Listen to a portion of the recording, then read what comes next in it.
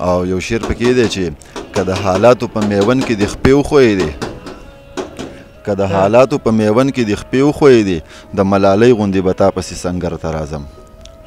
بسم الله الرحمن الرحیم. ګرانو قدرمندو، یو ځل بیا په خپله پاڼه کې تاسو ته مخاطب یم او زما سره ناست دی. څه تعارف محتاجه نه دی، خو تاسو چې واورئ تاسو ته به پته ولګي. نو ده سره خو ټیم نه و ما چې راشي تاسو ته څو شعرونه وایي، ډېر خوندور شعرونه یې دي. نو ټیم یې رالی راکړو، د ټولو نه مخکې د شکریه مو ادا کوو. خو تاسو به دې مخکې نه یې اورېدلی، خو تاسو واورئ انشاءالله. نو ډېر زبردست شعرونه یې دي او ډېر ښه دي.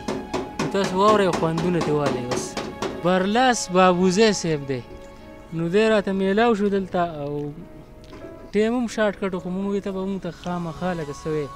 نو د ده نه یو څو شعرونه اورو او خبرې ورسره کوو. ډېره مننه، مهرباني یې، الله دې قدرمن کا چې زه دې راغوښتم او خپل پروګرام کې دې شریک کړم.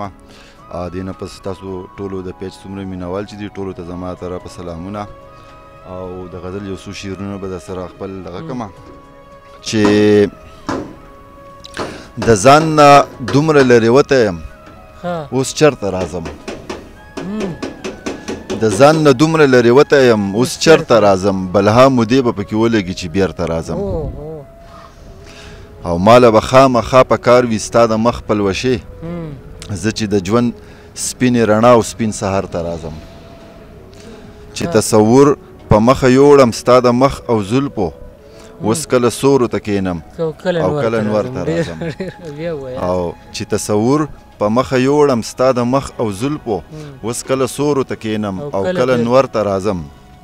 د هغه سترګو د لیدو ارمان په زړه ګرځوم، د هغه سترګو د لیدو ارمان په زړه ګرځوم، زمانې وشوې خو زه اوس هم لا ګودر ته راځم.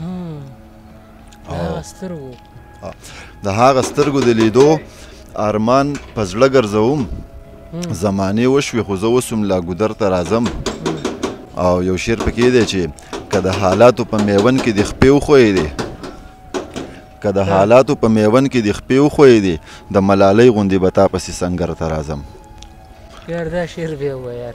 که د حالاتو په میون کې د خپې وښویې دی د ملالۍ غوندې به تا پسې سنګر ته راځم. او حوصلې راوړه خو د غره همره برلاس بابوزی، حوصلې راوړه خو د غره همره برلاس بابوزی، د خپلو وینو د دریاب د تل نه سر ته راځم. ډېره مننه، تشکر. د حسن د رنګونو ښاپېرۍ په خوب کې وینم، الوزمه په ستورو کې سپوږمۍ په خوب کې وینم،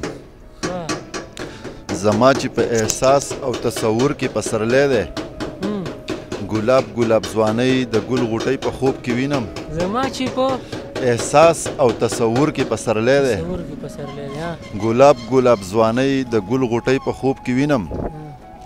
باید چې زه به هم چېرته کې ستا د غاړې هار شم، باید چې زه به هم چېرته کې ستا د غاړې هار شم، چې ستا د زلفو ول خپله مرۍ په خوب کې وینم. باید چې زه به هم چېرته کې ستا د غاړې هار شم، چې ستا د زلفو ول خپله مرۍ په خوب کې وینم.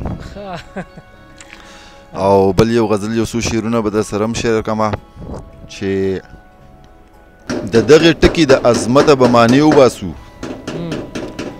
دواړه به کینو د الفته به معنی وباسو، د خپل ارمان خپله حسرته به معنی وباسو، په دې دنیا کې د قیامته به معنی وباسو. چرته به پریدو په ګلاب د لولکو رنګونه، چرته به پریدو په ګلاب د لولکو رنګونه، د پریناز د نزاکته به معنی وباسو، په ځان به نورې نورې وکړو د جانان د مخه، ځان به نورې نورې وکړو د جانان د مخه، د محبت د روایته به معنی وباسو. او دغه سړی په میکده کې ثوابونه ګټي، د دې سړي د کرامته به معنی وباسو.